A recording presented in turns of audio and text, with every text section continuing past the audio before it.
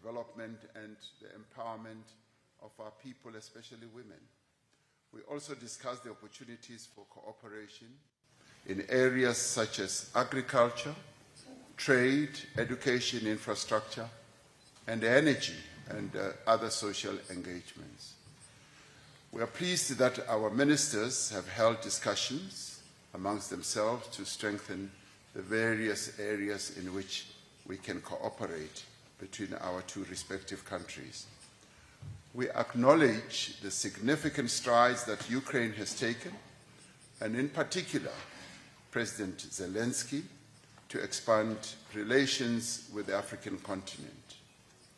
We note the provision of grain in areas of food, the expansion of agricultural cooperation, and the opening up of the grain hub to the port of Mombasa in Kenya.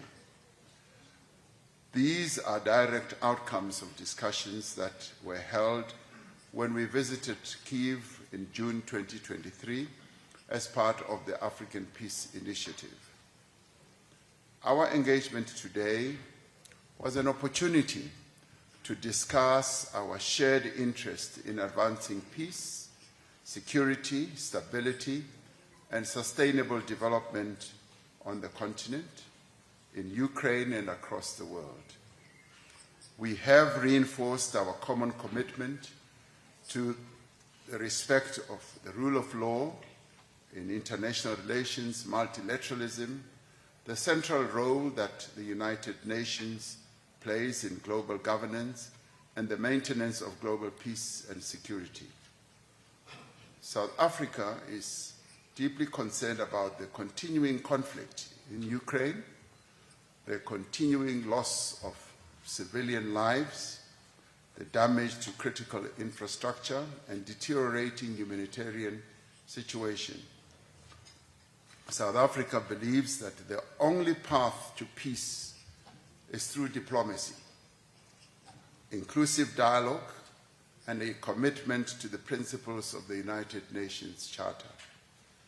This includes the principle that all member states should settle their international disputes by peaceful means. From the experience of our own journey from the nightmare of apartheid to democracy, we value the importance of engaging all parties to conflicts to achieve peace and a just, enduring solution to wars and conflicts. If there is one thing that our history as South Africans has taught us, it is that diplomacy and dialogue are more powerful than any weapon that anyone can use. It is this understanding that informed South Africa to participate in the African Peace Initiative and South Africa's subsequent and continuing participation in the Ukraine peace formula. I had an opportunity to speak to President Trump yesterday, or this morning rather, to discuss the peace process in Ukraine. We both agreed that the war should be brought to an end as soon as possible to prevent further death and destruction. President Trump and I also agreed to meet soon to address the various other matters regarding our relations between South Africa and the United States. We both spoke about the need to foster good relations between our two countries. Earlier in the week, I had a call with President Vladimir Putin, where we both committed to work together towards a peaceful resolution of the Russia-Ukraine conflict. South Africa stands ready to continue to support all credible as well as inclusive multilateral efforts at achieving a just and sustainable comprehensive peace. And we call upon all parties, both Russia and Ukraine, to ensure that there is a comprehensive ceasefire, an unconditional ceasefire, so that discussions and negotiations can start between the two countries. President Zelensky, as he himself will say, told me that as Ukraine, they are ready to engage in discussions and negotiations with Russia, and they are also ready to have a comprehensive, unconditional ceasefire. This, we believe, is the best way towards ending the war between Russia and Ukraine. So we have today, between myself and President Zelensky, reaffirmed the bonds of friendship and solidarity that exists between our two countries. We look forward to continued engagement and cooperation that benefits our peoples and our two countries. President Zelensky, I hope that you will leave our shores of South Africa with good memories. Much as your visit has been really short, I do hope that in time to come, you will come back to visit the most beautiful country in the world, South Africa. Thank you very much.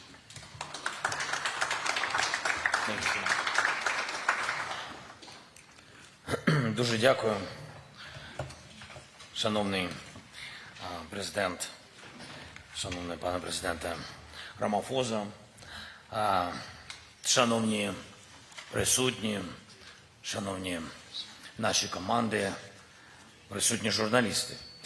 Сьогодні для мене честь бути з першим візитом в вашій державі, і тим більше напередодні Дня Свободи.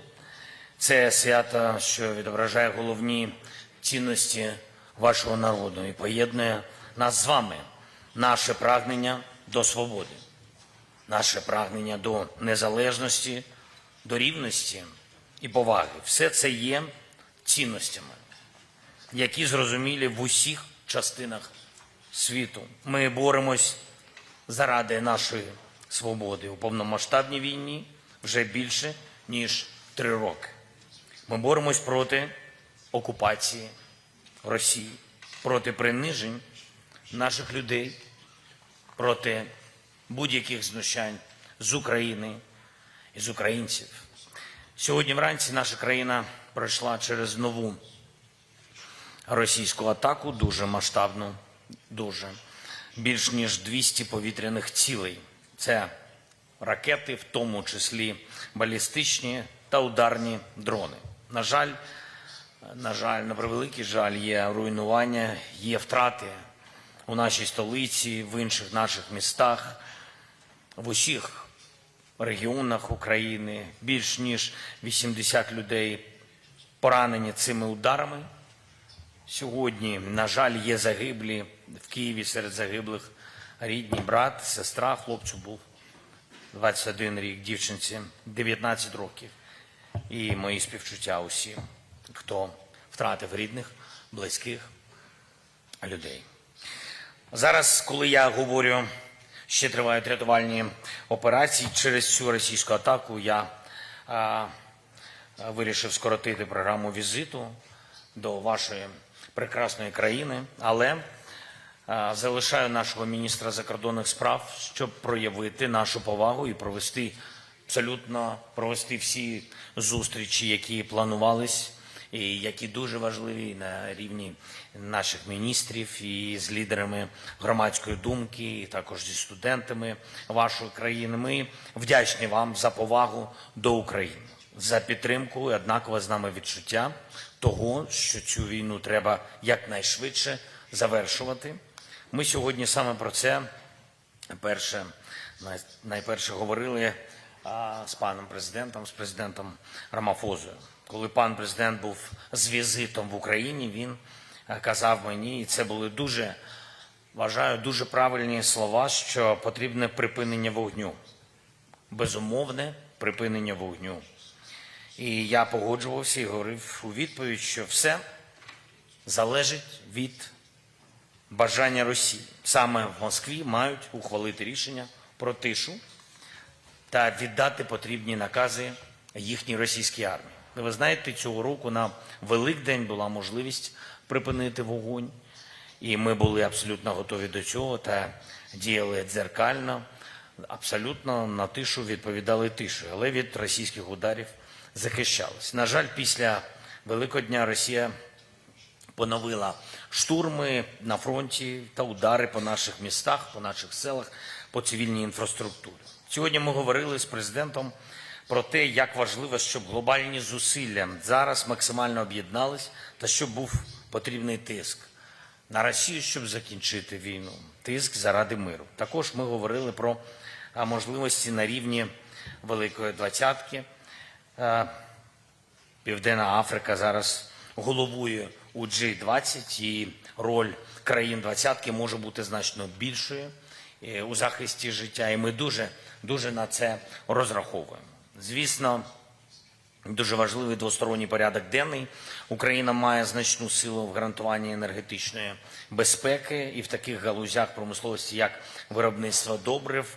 Також ми маємо хороші результати в безпекових виробництвах і в технологіях. І все це може бути предметом нашої спільної роботи з партнерами. Ми готові працювати разом з Південною Африкою, щоб побудувати в вашій країні більш необхідних виробництв для сучасної і стійкої енергетики, більш нових експортних можливостей. Україна пропонує Південній Африці створити такий спільний мінеральний хаб для виробництва і транспортування добрив, який підтримує весь ваш регіон. І є значний потенціал в агропромисловому секторі.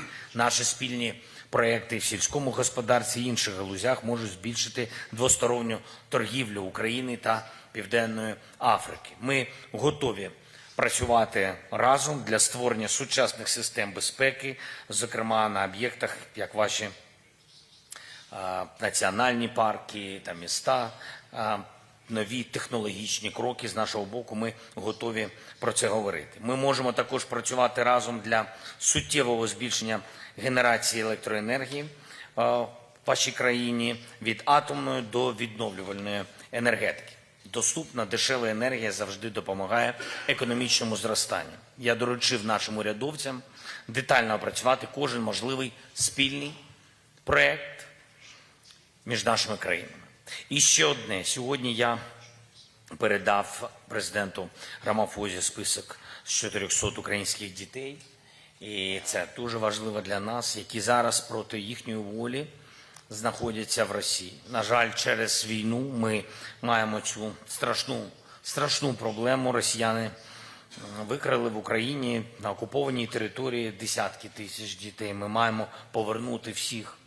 І так само, як тисячі полонених, військових та цивільних, які роками утримуються в тюрмах Росії і утримуються в нелюдських умовах. Південна Африка є співлідером у глобальній коаліції для повернення українських дітей. Я дуже сподіваюся, що президент Рамафоза допоможе нам їх повернути. Дякую ще раз за цей візит. Дякую за можливість, за нашу зустріч.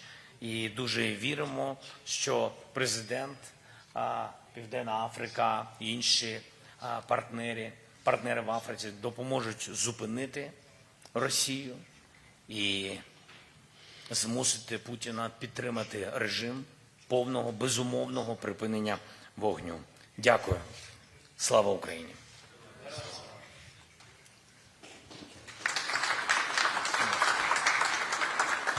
Thank you very much, Your Excellencies. We'll now open the floor to questions.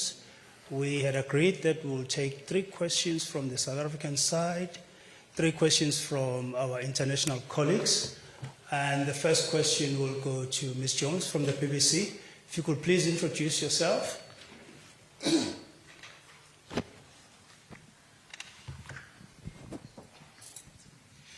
Hi, good morning. This is Maini Jones with the BBC. This question is for President Zelensky, but also President Ramaphosa. It'd be good to get your thoughts on it. Do you think that this night's attacks on Kyiv by Russia were deliberate, tied to your visit here? And if so, why? We'll take another question. Sophie?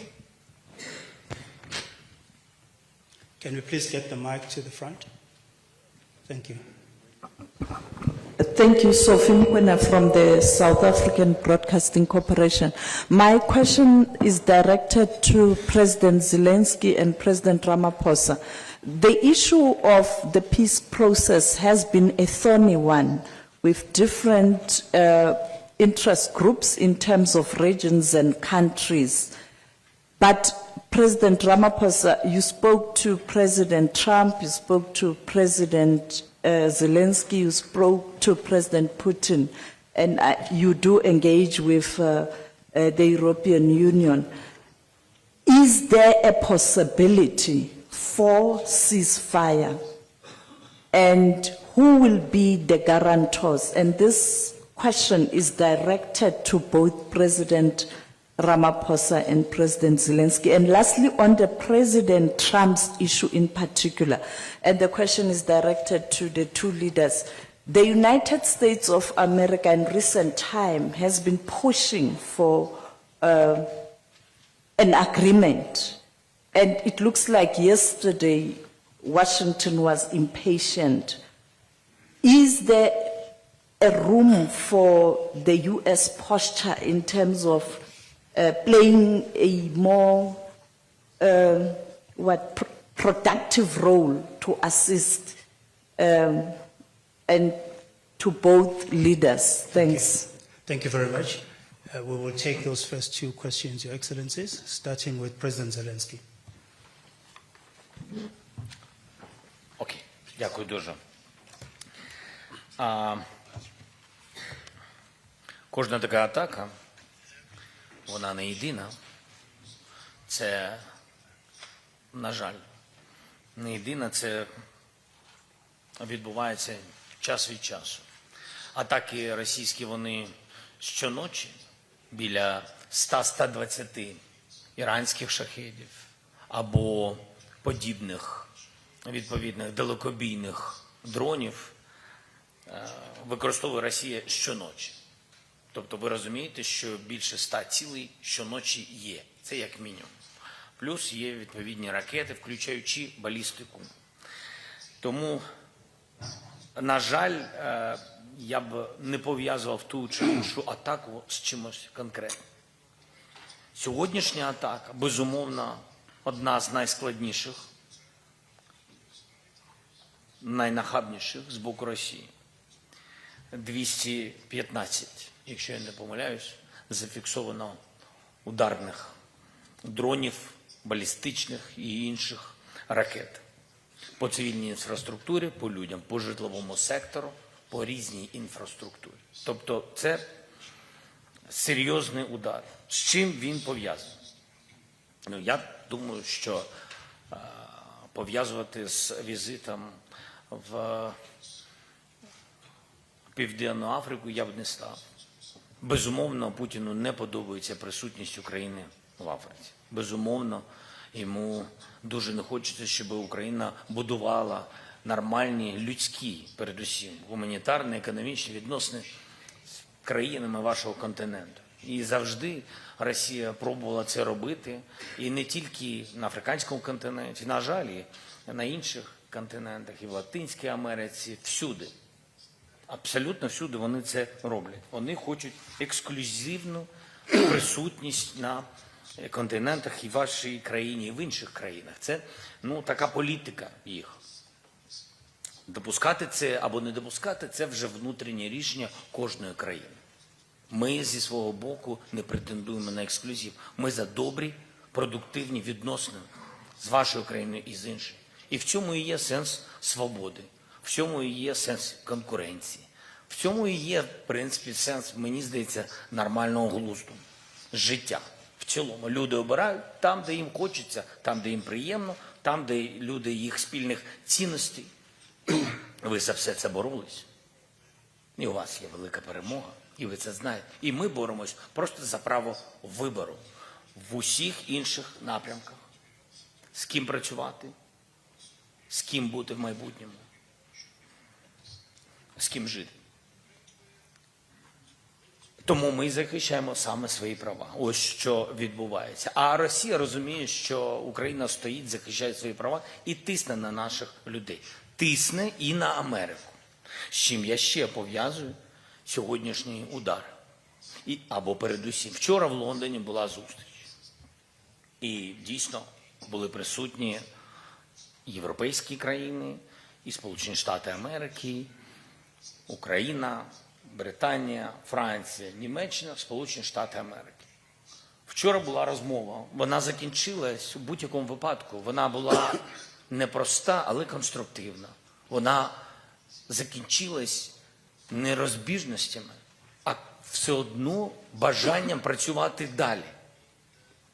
Я впевнений, що Росія розраховувала на великий скандал вчора. І навіть деякі емоції лунали в медіапросторі, але це все одно емоції. Росії не подобається союз навколо України, тому що Україна, якщо вона буде на самоті, для Росії є більш легкою ціллю. Хоча, скажу вам відверто, за ці 3 роки цієї війни ми достатньо міцні. Навіть в перші дні війни, коли ми були майже одні, ми змогли вистояти. Повірте, зараз ми набагато сильніші. Але все одно ми більш за всіх хочемо закінчення війни. І це наше бажання.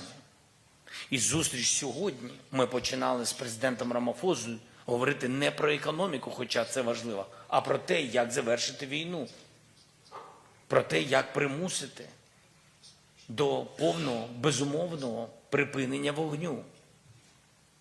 І друге питання у нас було не енергетична безпека, хоча це важливо, а друге питання було діти, список дітей. І Південна Африка нам з цим вже допомагала, і ми хочемо, щоб допомогла більше. Ось чого ми бажаємо, тому і пріоритетний список питань саме такий. Вчора в Лондоні, повірте мені, питання номер 1 – як закінчити війну. Як не розпочати щось нове, нову хвилю, тощо, а як зупинити Путіна. От і все. Ось і все.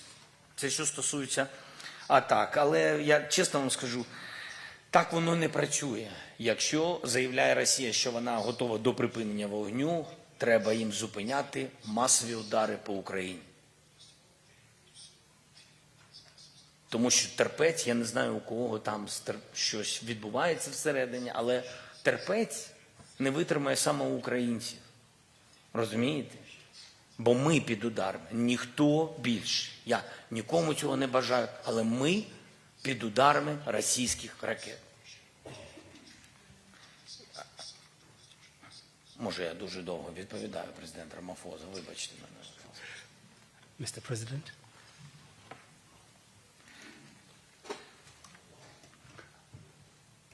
Every act of war is horrible, it is awful, and I would not attribute the attacks that happened in Kyiv to President Zelensky's visit here, because the war manifests itself in many ways and at any time, and that is why we're calling for an end to this war.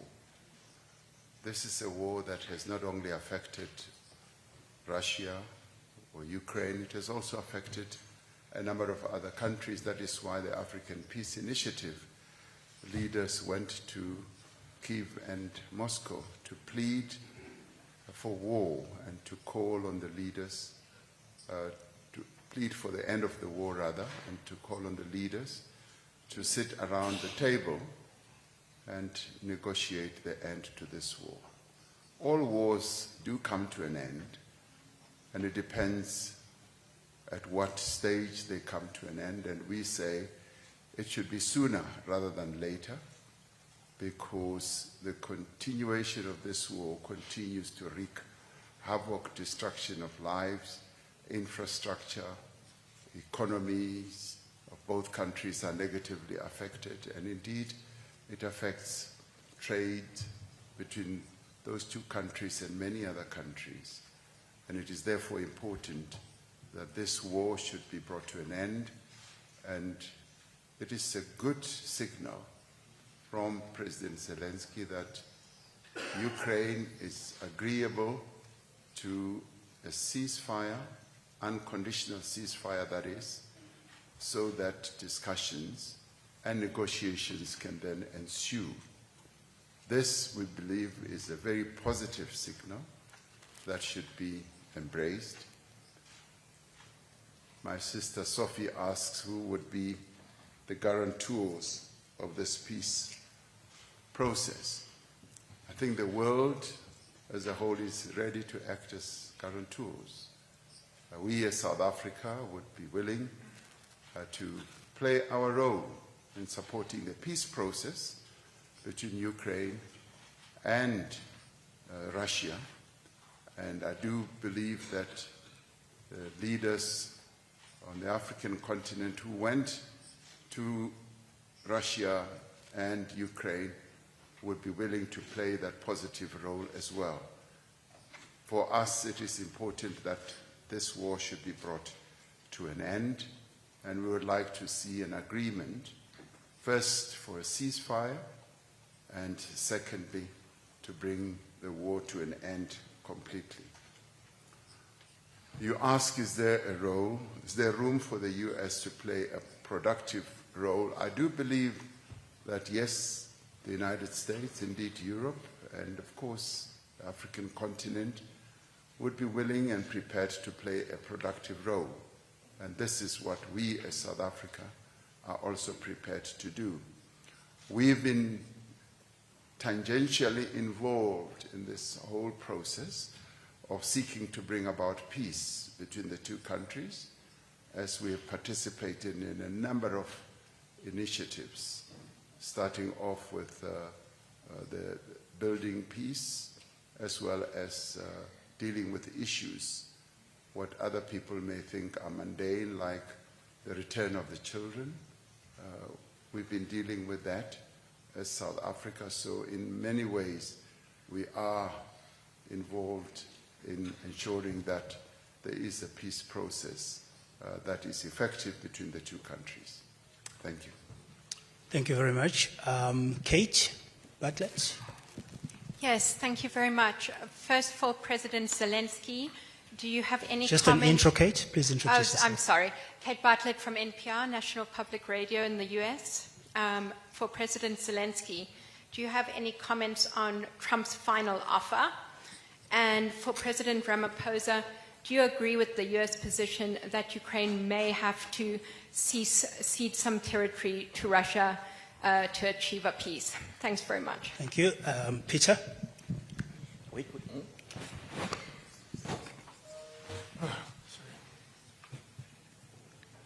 Actually, my question, I suppose, to some degree overlaps with the last one. I wanted to ask Peter Fabricius from the Daily Maverick, President Zelensky, that having rejected the Trump administration's peace plan on the issues of Crimea, NATO, etc., what is next? What are you prepared to concede, if anything, in order to advance the peace process? And may I ask President Ramaphosa, did President Trump, in his call to you, why did he call you today? Did he call you to ask you to put pressure on President Zelensky to agree to his peace plan? Or, the two events are presumably not coincidental. Thank you. Thank you, Peter. Nelly and Kanita, those will be the last two questions. If you can just please keep your questions brief. Thank you. Thank Nellie you. Payton from Reuters. For President Zelensky, the U.S. has threatened to abandon its peace effort if there's no progress. Does Ukraine have a plan B if that happens? And for President Ramaphosa, was there any discussion in your call with President Trump about the chance of the U.S. pulling out of this process? Thanks. Thank you. Kanita? Thank you very much, Conita Hunter from Newsroom Africa. To President Zelensky, the war in Ukraine has obviously surpassed 1,100 days, and South Africa has obviously had experience with negotiated settlements to end apartheid. Can you perhaps explain to us what are you willing to compromise on in these peace talks that you say you're willing to participate in, and what you are not willing to compromise on? Thank you very much. Thank you very much, Your Excellencies. That's the last round of questions. We'll start with President Zelensky. Окей. Дякую. Тут було дуже багато запитань.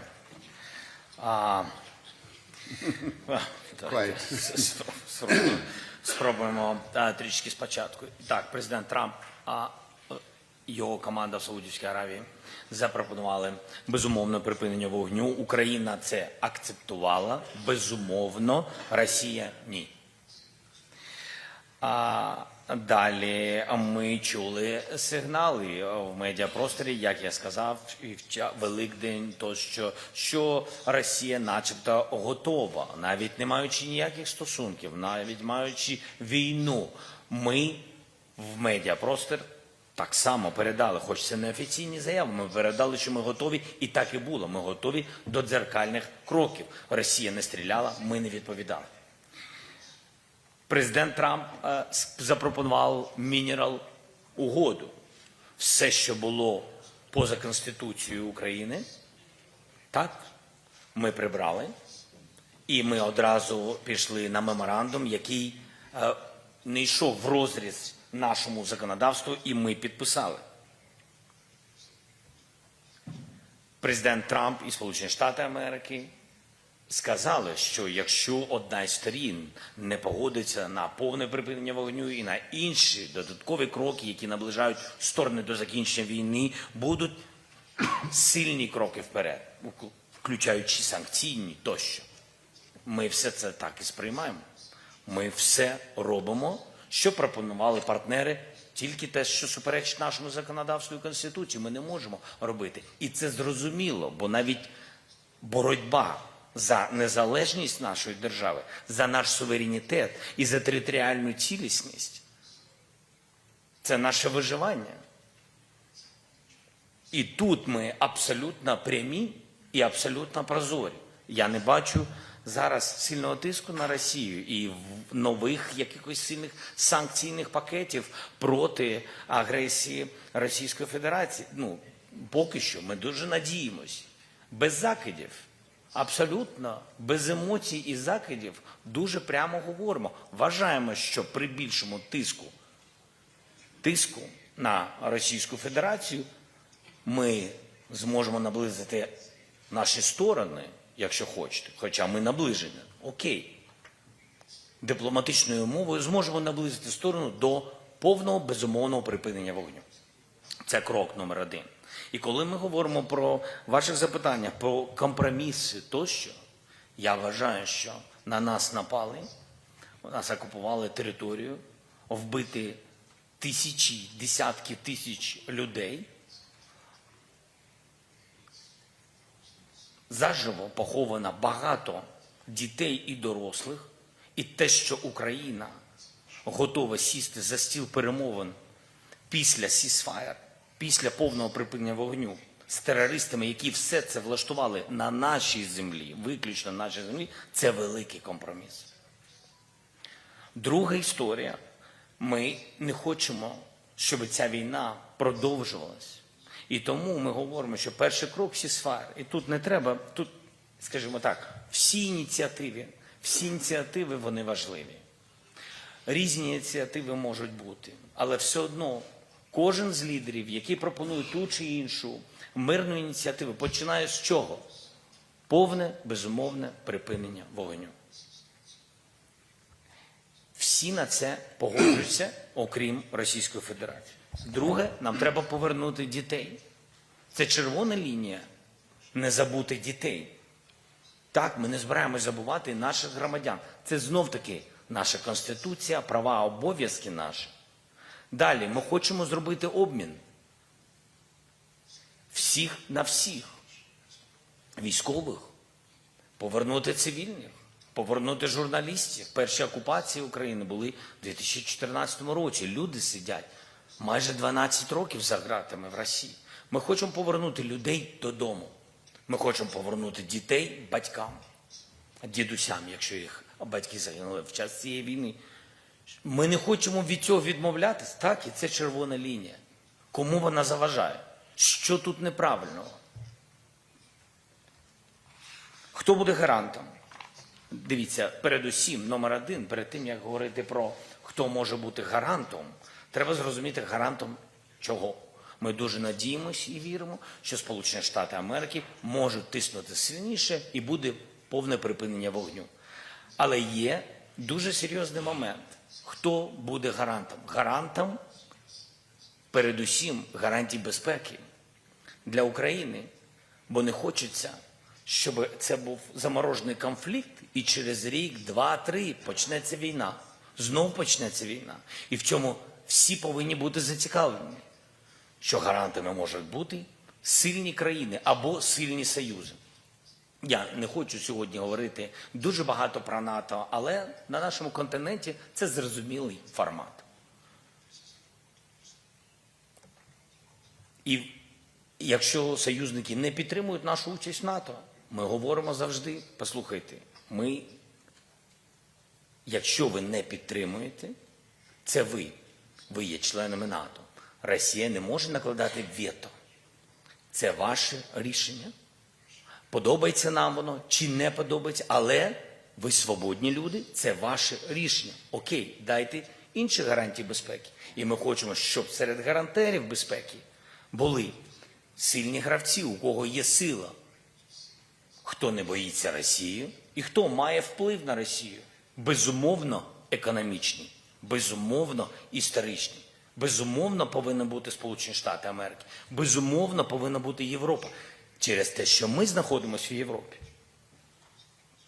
І ми б дуже хотіли, щоб також такими сильними лідерами, які б нам допомагали і гарантували спокій в нашій частині світу, сьогодні вже так не можна казати. Раніше так можна було казати. Сьогодні такі технології, що в Україні війна, спокою не буде в усьому світі. Така війна сучасна, на жаль, ось така. І тому ми хочемо, щоб весь світ також підтримував мирні ініціативи і змусив Росію закінчити цю війну. Ми б хотіли, щоб представники африканського континенту також були серед цих лідерів. Чому в нас була зустріч, і абсолютно правильна зустріч. Президент Рамафоза про це сказав, і він був у нас з іншими африканськими лідерами. І всі потім поїхали до Москви. І також говорити про unconditional ceasefire. Всі говорять. Нема сенсу без припинення вогню безумовного говорити про будь-які червоні лінії. Повірте мені, це втягування в дуже довгий процес, в дуже довгу війну, яка може йти дуже-дуже довго. Припинення вогню – це political will, good will. Показати, що сторони хочуть закінчити війну. А інші лідери допоможуть її завершити. Допоможуть. Хтось буде допомагати політично, хтось іншими своїми інструментами. Але це другий крок. І які компроміси з територіями ви запитали, то що, дивіться, дуже важливо розуміти, Сполучені Штати Америки запропонували своє бачення. В Лондоні була зустріч. Значить, там була відповідна стратегія, яку вони запропонували. Конструктивно наша команда, європейська команда і представники Сполучених Штатів поговорили, і на папері з'явилися відповідні пункти. Після пропозиції Сполучених Штатів з'явились інші папіри. І я вважаю, що сьогодні цей формат, цей документ знаходиться на столі у президента Трампа. Все, що суперечить нашим цінностям або нашій Конституції, не може бути в будь-яких домовленостях.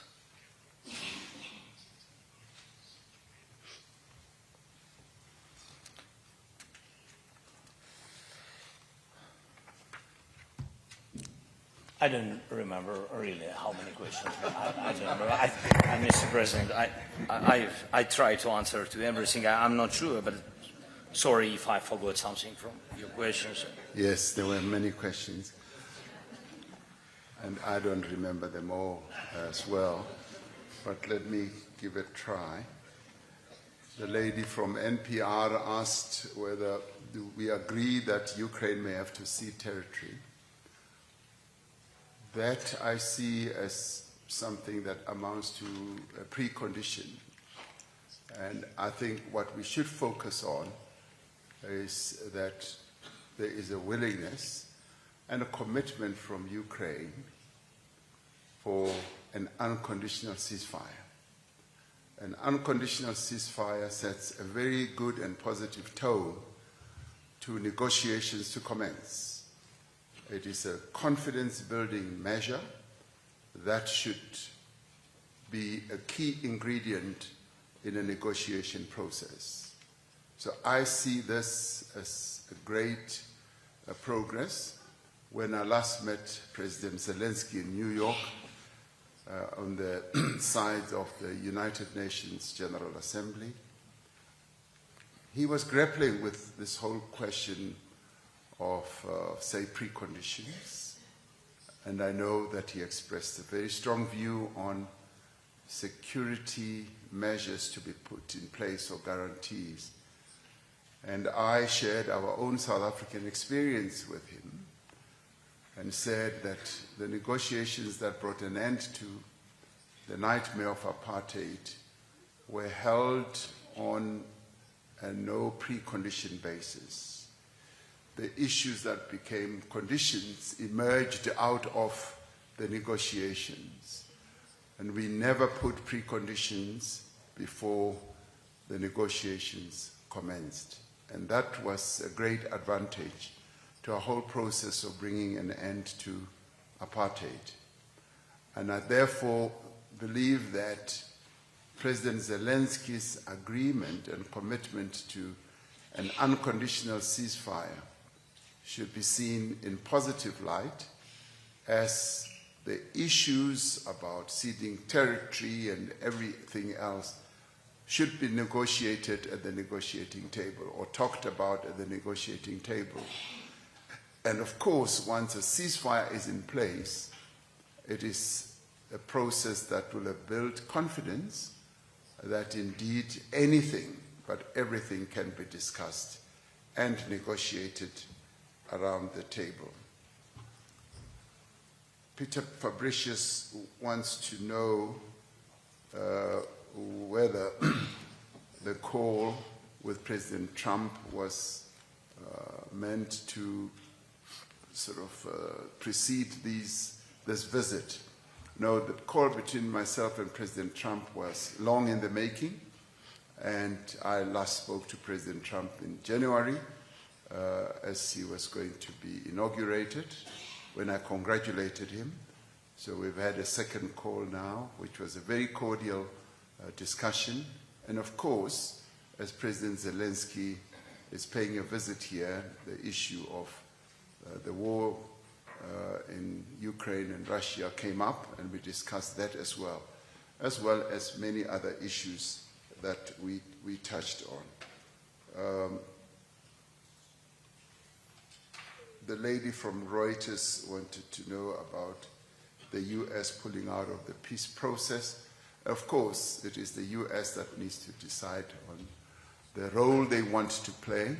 We believe that the U.S. has an important role to play, as does Europe, and indeed as does other countries as well, who have been making a number of initiatives regarding this war. China and Brazil, as well as the African countries who went to Moscow and Kyiv. So all of us have a role to play, and we would urge everyone to continue playing a role, because peace is important for everyone in the world. War is horrible and must be avoided at all costs. And that is why we continue to call for the end of this war between Russia and Ukraine. Thank you. Thank you very much, Your Excellencies. This brings us to the end of this media briefing. Thank you, President Zelensky and President Ramaphosa. Ladies and gentlemen of the media, thank you so much. I look forward to seeing all of you next week during my media briefing. Thank you. Thank you so much.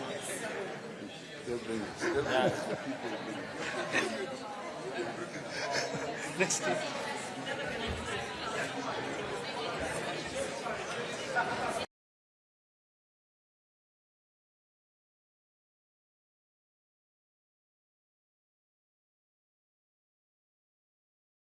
Circuit for the Reuters live service.